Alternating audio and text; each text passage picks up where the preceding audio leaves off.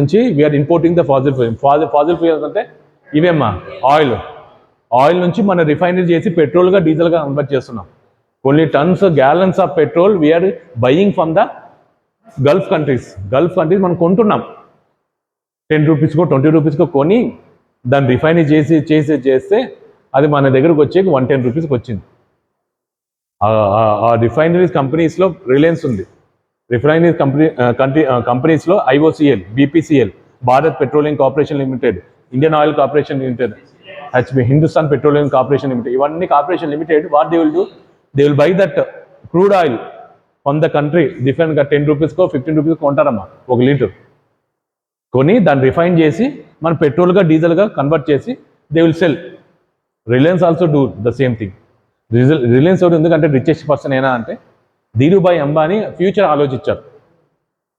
70-80 years back ఆయన ఆలోచించారు.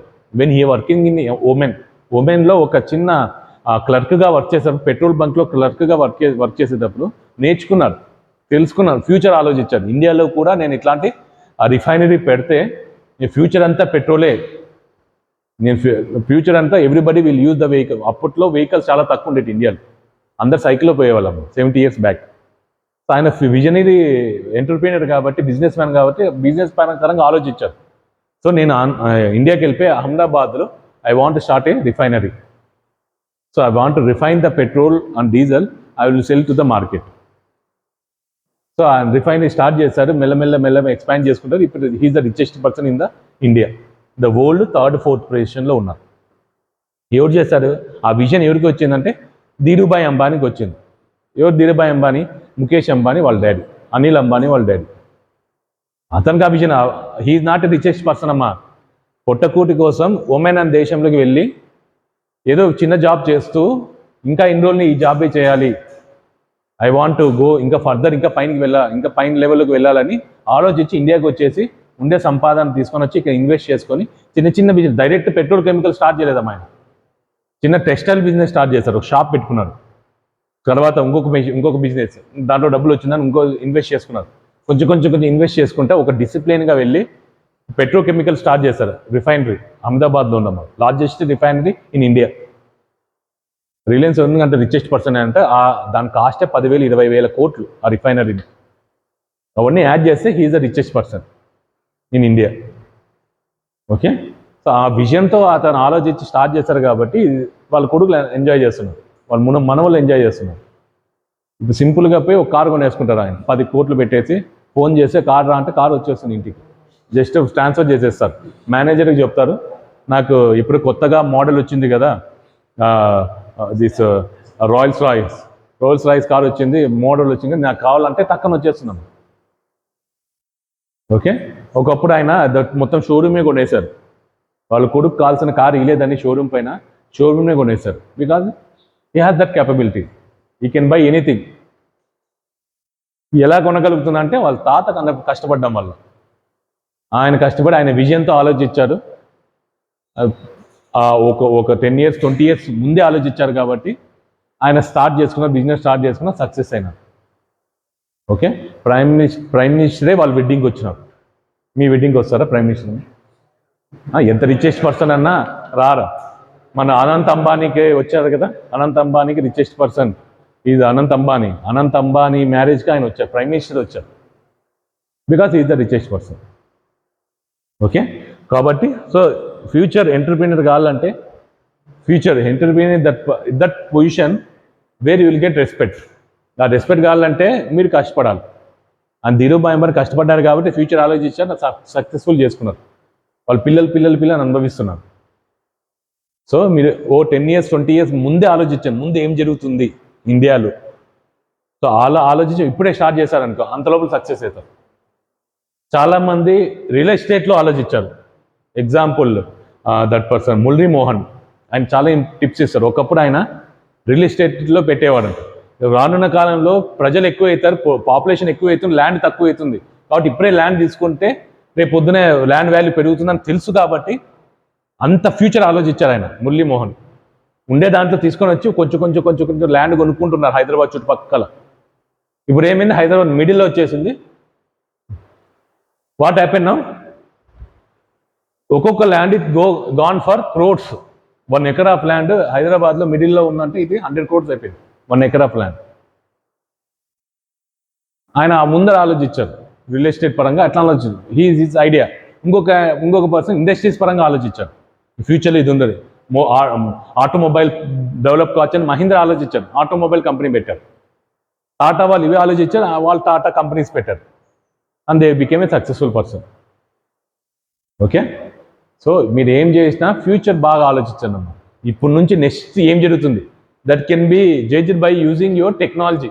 ఇప్పుడు ఉండేది ఏమి, రానున్న కాలంలో ఏం జరగవచ్చు, ఏది డిమాండ్ రావచ్చు. ఓకే, సో అట్లా ఆలోచించిన అంటే it will be successful. Next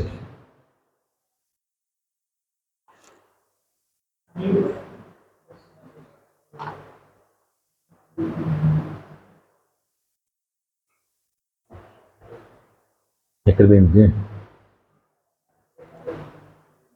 chat GPT is one of the technology, AI. Once became millionaire అయిపోయినారు కదమ్మా. విత్ ఇన్ రాత్రి నెక్స్ట్ ఆ మార్నింగ్ రిలీజ్ చేశారు. మొత్తం వరల్డ్ అంతా each and every country they are using ChatGPT, AI. ఆయన 10 years back ఎంత కష్టం, అసలు ఎవడో తెలియదు ఆయన గురించి. శామ్ ఆల్ట్మెన్ అంటే ఎవడో తెలియదు మనకి.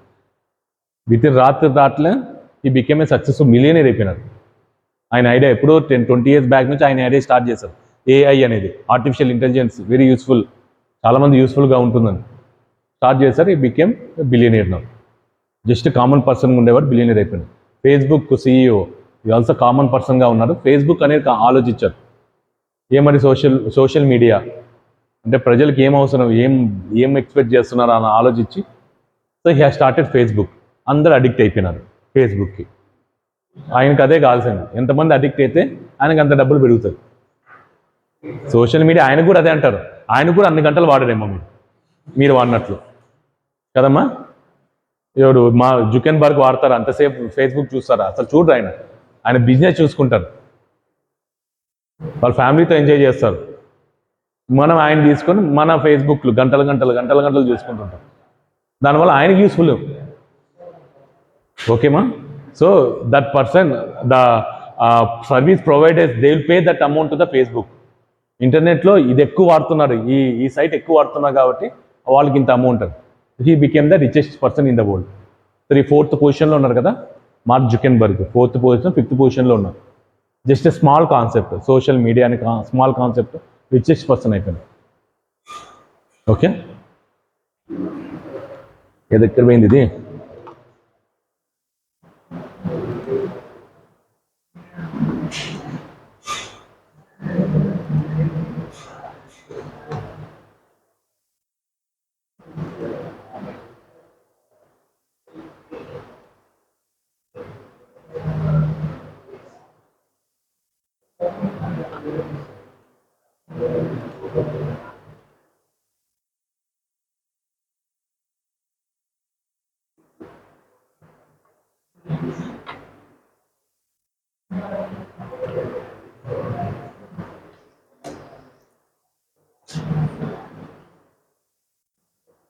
మా ఎనిబడి హ్యావ్ మా నెట్ ఉందా? నెట్ ఆన్ చేయండి అమ్మా. హాట్స్పాట్ ఆన్ చేయండి అమ్మా.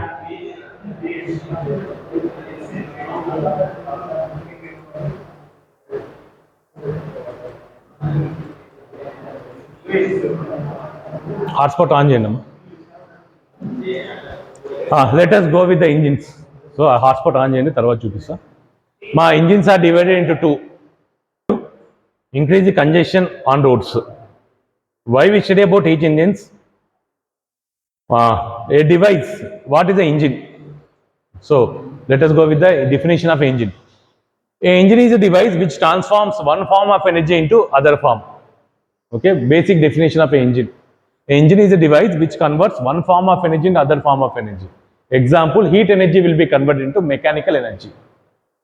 One form of energy is example heat, other form of energy example work. Okay, what is the main aim of studying thermodynamics?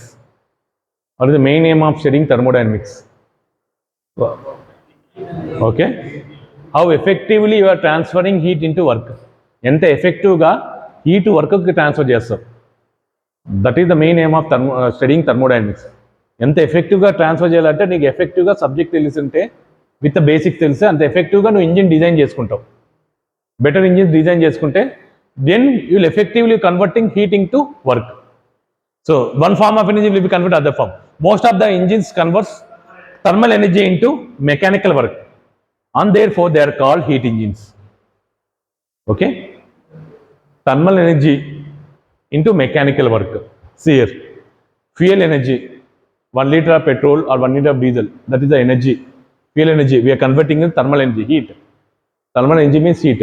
That heat we are converting into mechanical energy, rotational energy, mechanical energy, shaft work kuda mechanical energy. So ekkada conversion, this is a combustion from the fuel energy into thermal energy, combustion. Because of combustion, heat is converted into, so chemical energy is converted into heat energy. Okay, combustion lo em jarugutundante chemical energy which is available inside the fuel is converted into heat energy. That heat energy in the form of thermal energy is converted into mechanical energy. Okay, heat engine. That heat engine converts thermal energy into mechanical energy. Definition of the heat engine: any device that is capable of converting thermal energy into mechanical energy, that is called heat engine. Okay, any device that is capable of converting thermal energy into mechanical energy. Okay, next, heat is generally generated by chemical reaction, typically from the combustion of the all sorts of fuel. Heat energy ఎలా వస్తుందమ్మా, all sorts of fuel తీసుకొని combustion చేసినామంటే heat energy వస్తుంది. Diesel combustion చేస్తామంటే heat energy వస్తుంది. Diesel అంటించామంటే heat produce అవుతుంది కదమ్మా. Petrol అంటించినా కానీ హీట్ ప్రొడ్యూస్ అవుతుంది. తార్ అంటించినా కానీ పెట్రోల్ హీట్ ప్రొడ్యూస్ చేస్తుంది. Fuel, any fuel if it is having some calorific value, దాన్ని అంటించామంటే దాన్ని ఇగ్నైట్ చేస్తామంటే అది బర్న్ అవుతుంది, హీట్ ప్రొడ్యూస్ చేస్తుంది. ఆ హీట్ నుంచి నువ్వు వర్క్గా కన్వర్ట్ చేసుకోవాలి. ఎలా అంటే ఇంజిన్ రూపం. Engine will convert heat into work. That the engine will do, heat engine. Conversion of the available thermal energy into mechanical energy is governed by laws. So laws అనేవి చెప్తున్నాయి, physics science laws, Newton laws, ఇవన్నీ ఎలా convert చేస్తాం ఆ laws నుంచి. Okay, why can't we convert these force into that force? ఈ laws help చేస్తాయమ్మా. Science ఇంటర్మీడియట్లో చదివింటారు, 10th class, 8th class, 9th క్లాస్లో ఈ లాస్ అన్ని బట్టి కొట్టేసింటారు. థర్మోడైనమిక్ ఫస్ట్ లా, సెకండ్ లా, న్యూటన్ ఫస్ట్ లా, సెకండ్ లా, థర్డ్ లా, ఇవన్నీ లాస్ వాళ్ళు ఇచ్చారు. Based on that law we are using these technologies in engineering to convert heat into work. Okay, next, the transfer of thermal energy is accompanied with entropy transfer. Thermal energy transfer అయిందంటే it represent entropy అనేది change అయినట్లు. Okay, heat transfer జరిగిందంటే entropy change అయింది. నా body నుంచి heat transfer అయిందంటే నా entropy change అయింది. How much of entropy has been change in DS. What is DS? H2 - H1. ఇప్పుడు ఎంత ఎంట్రోపీ ఉంది బిఫోర్ ట్రాన్స్ఫరింగ్? ఎంత entropy? H2 - H1.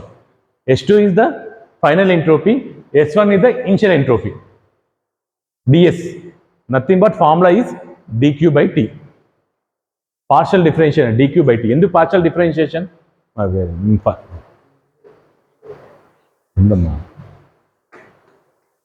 Okay, okay. So why we are talking about partial differentiation? Thermodynamics basic law, heat and work transfer, they are inexact differential చెప్తాను కదమ్మా థర్మోడైనమిక్స్లో. మా ఇవే introduce అడిగేది. What is entropy అంటే it is the order of disorderness of the molecules are అంటారు.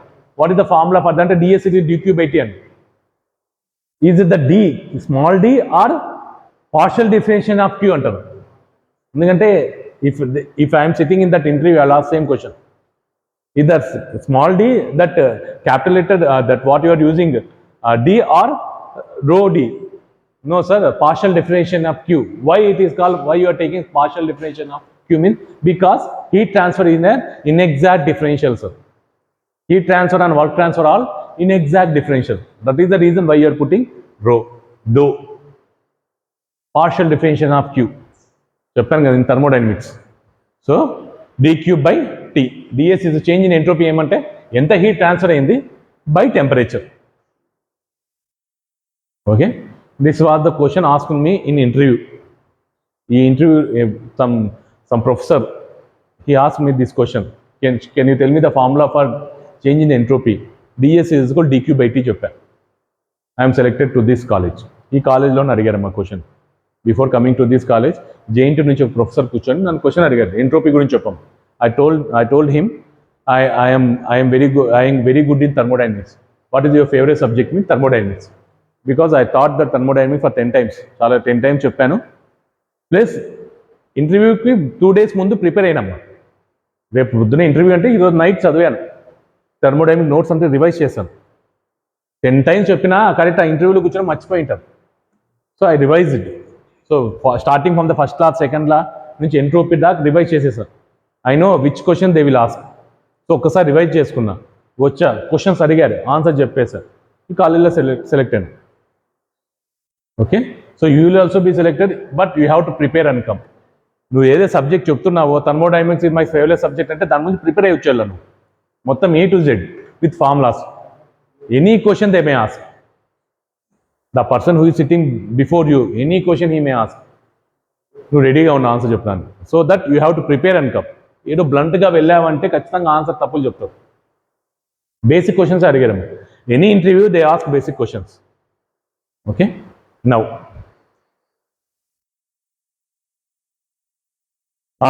types of heat engines. Heat engines broadly classify into 2 types. One is internal combustion engine, one is external combustion engine. EC engine, IC engine. రాసుకున్నారమ్మా? Heat engines classification. మళ్ళీ నెట్ వెళ్ళించడం ఏదమ్మా?